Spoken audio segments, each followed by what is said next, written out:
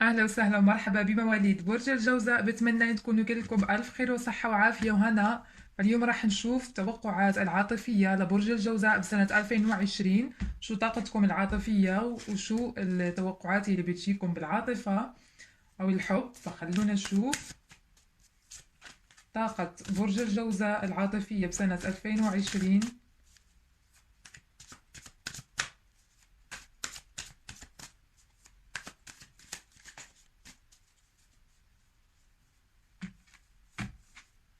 ناخد سنة 2020.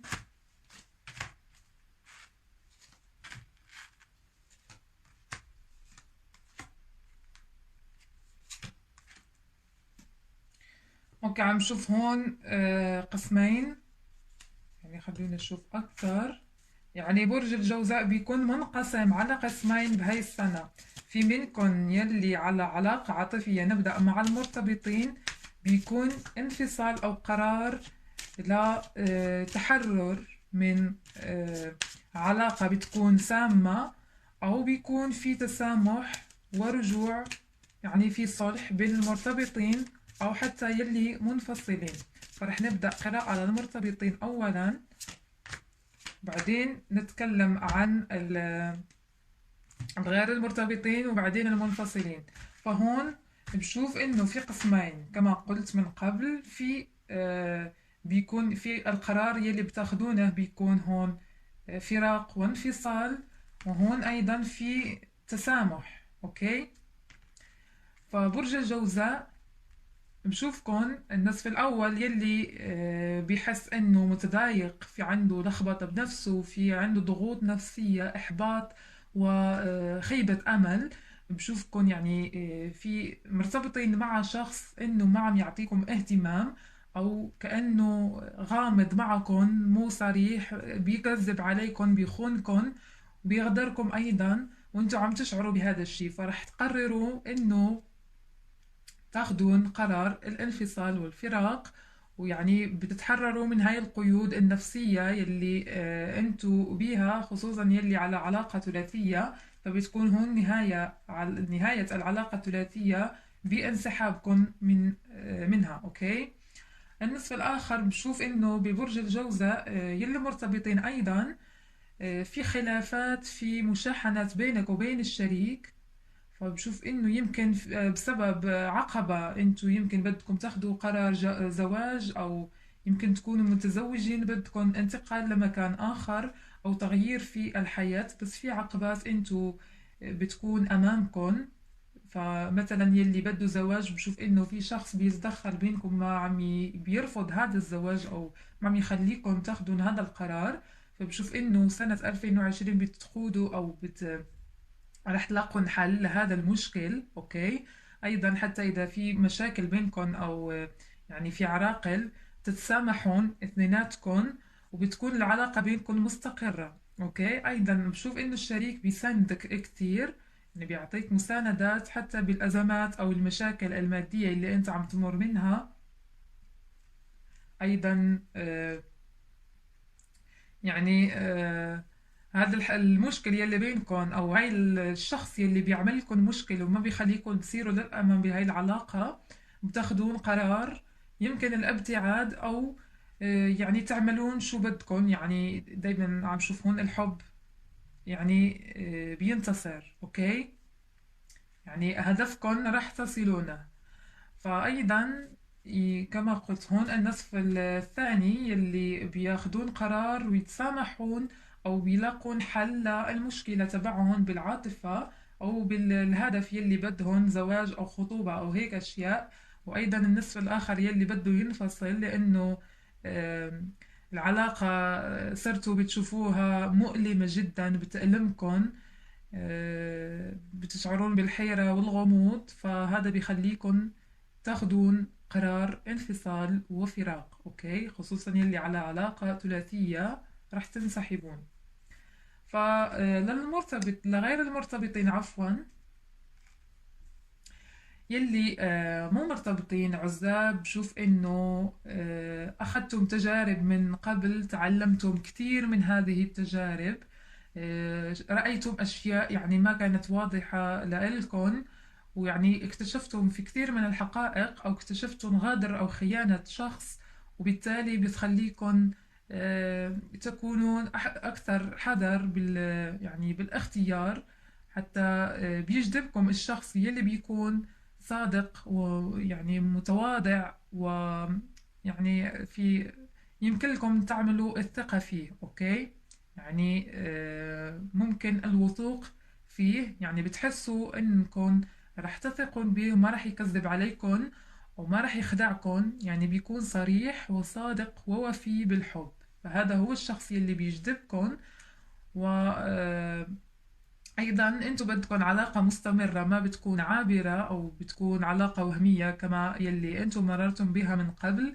فبهذا يعني بيكون تفكير كبير قبل الدخول للعلاقة، وقد تكون يعني في إعجاب بينكم، بيكون إعجاب لمدة أشهر، وبالتالي يعني بعدين رح تقرران الارتباط، لأنه أنت بدك تدرس هذا الشخص منيح وتشوف أكثر تفصيل أو أصغر تفصيل عليه، لتجربوا في كثير من الأشياء وكثير من المواقف. بهيك بتكون اختياراتكم مدروسة، لأنه هون عم شوف في عروض عندكم للارتباط، بس أنتوا بدكم تدرسوا الاختيارات أو تدرسوا هذه العروض كثير وهاي الأشخاص يلي أمامكم. ويمكن يكون في صديق بيتحول علاقة معه لعاطفة، يعني إذا أنتوا على علاقة صداقة أو إعجاب مع شخص حاليا، فيمكن بتلاقوا أنه هذا الشخص هو المناسب لإلكم بسنة 2020 تدخلان بالعلاقة معه. أوكي، تكون علاقة عاطفية مستمرة، لأنه بتشوفون أنه هذا الشريك عندكم معه نفس الصفات، نفس الأفكار، نفس الأهداف بالحياة، ونفس يعني الطرق لكسب المال بتكون بينكم مشتركة. أوكي، فبالتالي بتنجذب على بعض وبتكونان يعني ثنائي منسجم ومتفاهم جدا. فخليكن مركزين و يعني فكروا منيح وقبل الدخول لأي علاقة مع الشخص اللي بيكون معجب. يعني عموما إذا كنتم حاليا بتعرفونه أو راح تتعرفون عليه بسنة 2020. أوكي، لأنه ما راح تكون عندكم الرغبة للوقوع في نفس الحالة يلي مضت، فبهيك تحسنون الاختيار. بالنسبة للمنفصلين، فبشوف إنه هون يلي منفصلين قد تسمع أخبار تفرحك. أوكي، هون أيضا بشوف في قسمين يلي منفصلين. في منكم يلي عنده عودة شخص يعني من الماضي كان بعيد عنكم أو بعيد بالمسافة وما كان بيسأل عنكم، يعني شخص غائب، يعني قد يرجع أو يرسل لكم رسالة وتصيروا متسامحين، يعني بتتسامحا أو بيعود للبلد وتتسامحان وتقرران البدء حياة، يعني بدء هذه العلاقة من جديد، يعني رح تولد من جديد هذه العلاقة.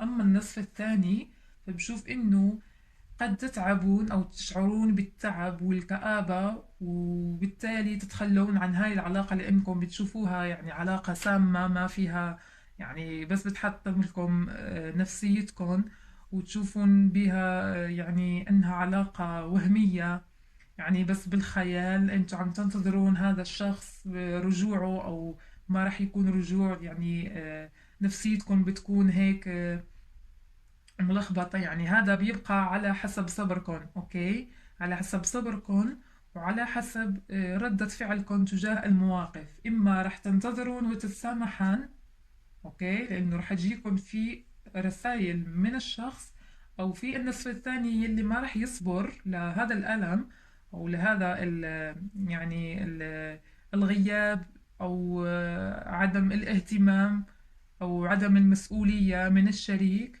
وبالتالي تقرران التخلي عن هذه العلاقة لأنكم صرتم محطمين نفسيا وبتشوفوا نفسكم بدكم حرية وتتحررون من قيود هذه العلاقة أو قيود هذه الأحاسيس. بالتالي ما بدكم يعني ترجعون لهذا الشريك يلي بيجيكم من الماضي. أوكي، بالتالي يعني راح تبحثون عن أي شيء جديد وبيكون مدروس كما تكلمنا في فقرة الغير المرتبطين قبل هاي. فبهيك يعني كل شيء بيبقى على حسبكم يا مواليد برج الجوزاء. إذا كنتم صبورين أو طبيعة صبركم بتكون عالية رح تكملون بعلاقتكم العاطفية أو ترجعون للشريك. أما إذا كنتم يعني صبركم ينفذ وبتشعرون بالطاقة السيئة فيكم ما بدكم تنتظروا، فبيكون انفصال أو بيكون قرار، يعني عفوا بيكون قرار عدم الرجوع أو بيكون قرار الانفصال مع هذا الشريك اللي معكم، خصوصا يلي على علاقة ثلاثية. أوكي، فخلونا نشوف الطاقات يلي بتتوافقون معها بسنة 2020.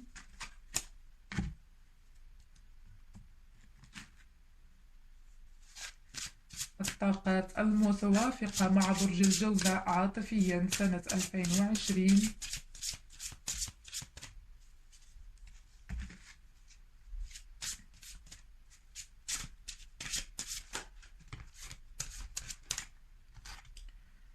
عفوا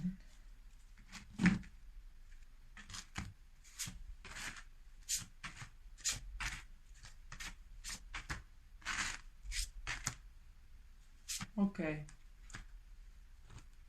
فبشوف هون مع الأبراج الهوائية عليكم بالصبر، يعني أعيدوا القرارات ورح يكون في توافق، لأنه قد تشوفون خيبة أمل أو حزن أو شيء هيك تجاه الأبراج الهوائية اللي معكم بالارتباط، أو يعني بدكم تراجعون كل قراراتكم أو تراجعون نفسكم وأفكاركم حتى تلاقون حل مع الأبراج الهوائية اللي معاكم. أوكي، أو أيضا في منكم يلي رح يتخلص من العلاقة مع البرج الهوائي، يعني بيصير في انفصال.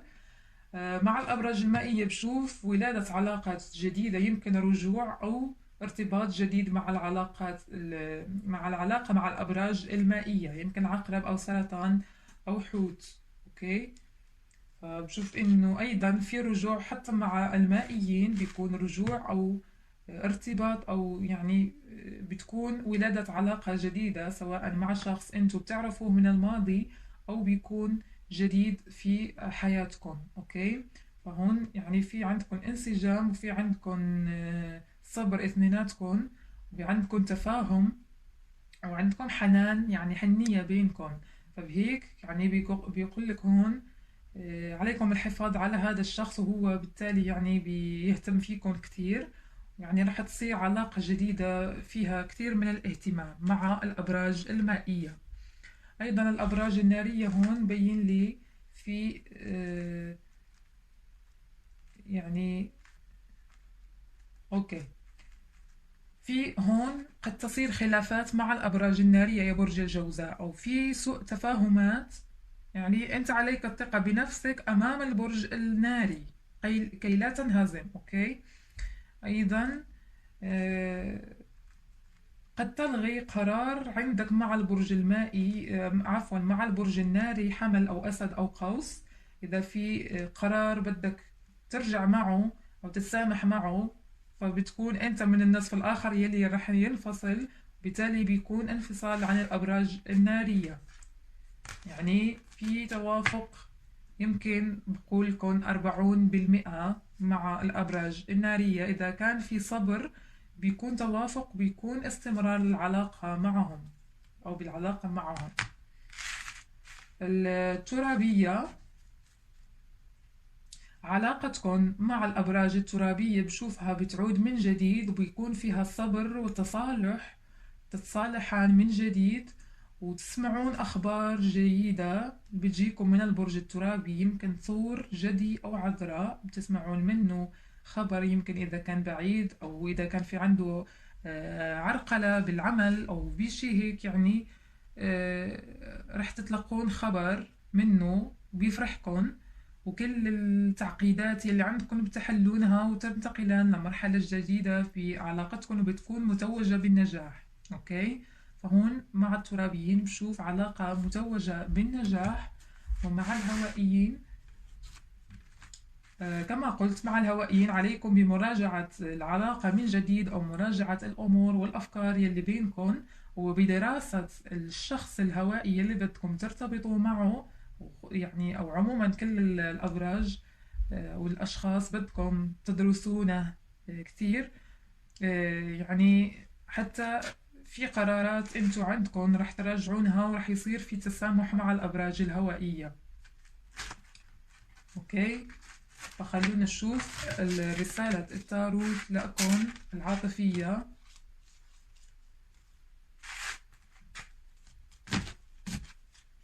فعموما مع الأبراج المائية تتوافقون كتير، والأبراج الترابية بيكون في توافق كبير وفي رجوع في ولادة علاقات جديدة أو في حتى زواج من الأبراج الترابية معكم. رسالة التاروت لمواليد برج الجوزاء سنة 2020 العاطفية.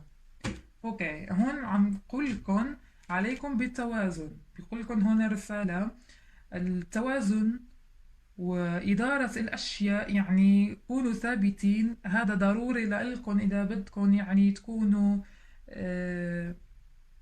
ناجحين بحياتكم العاطفية. فعليكم توازنوا بين حياتكم الشخصية وبين العاطفية وبين يعني كل الأشياء، أو بين نفسكم وبين الشخص يلي انتم مرتبطين معه. اوكي، لا تكونوا متعلقين بالشخص الآخر لأنه قد تدمروا حياتكم وبتصيروا يعني ما في تصالح مع الذات أو مع الروح. فبهيك بيقول لكم توازنوا نفسيا وتصالحوا مع ذاتكم، يعني لا تفضلوا يعني نفسكم على الآخر، أو لا تفضلوا الآخر على نفسكم عفوا، وبتصير هناك أزمات نفسية بتمرون منها.